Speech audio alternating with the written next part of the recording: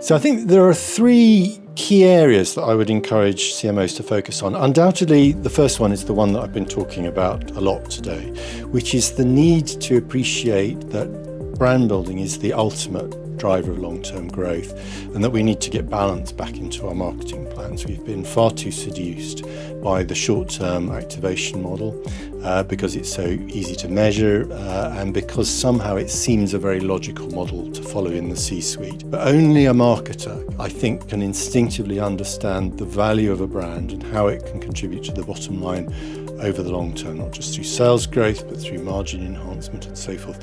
So this is I think the most important battle that marketers face at the moment. We know that because we can see the way the world of marketing is going.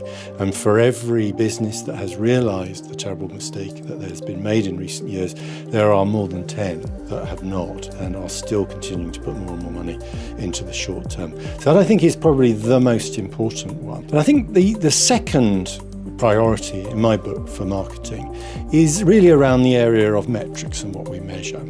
And what we really need to do is to ensure that we have a set of metrics that are comparable and are transparent and are objective, because at the moment we don't really know what we're getting, particularly with a lot of the digital metrics that we use. We know that in some important ways they're not fit for purpose because they don't correlate as strongly as they should do with long-term effectiveness, but we don't really know what's going on under the hood, and we have to keep pressuring the suppliers of these metrics and indeed the organisations that work with them to offer better and to give us more valuable models. And another important part of this is around the area of return on investment. I've often argued it's an incredibly dangerous metric to use as a decision-making tool.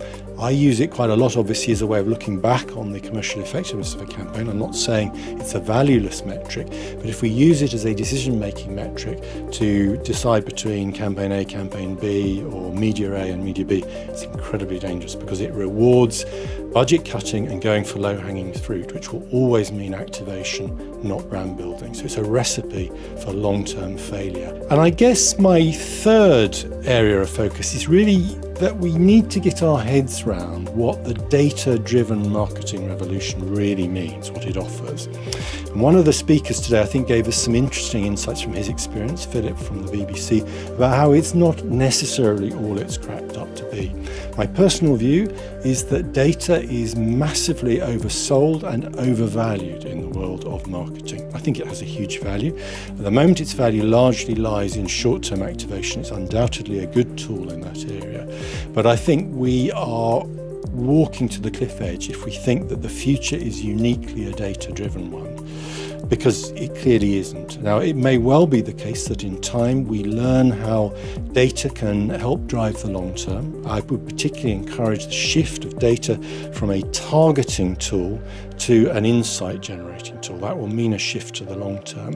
At the moment, we still seem stuck in this battle of forcing ever more reluctant consumers and ever more reluctant governments to accept that we're going to use people's private data to target ads to them. I think in the long term that's simply unsustainable. We already know the dangers are there. I think we're already seeing that data protection regulations in Europe are ceding, similar elsewhere. I think we're going to see a growth in data protection, and the more that happens, I think the more consumers will be asking questions about exactly what you're doing with my data. I think the biggest challenge facing marketing leaders today is how we frame our learning, how we frame these really important new pieces of understanding that we have about how the model works in the data-driven area, how we frame that to the C-suite. How do we take this argument to a CFO and a CEO who probably have little or no experience of marketing, but who are clearly very smart, intelligent people who want an evidence-based argument.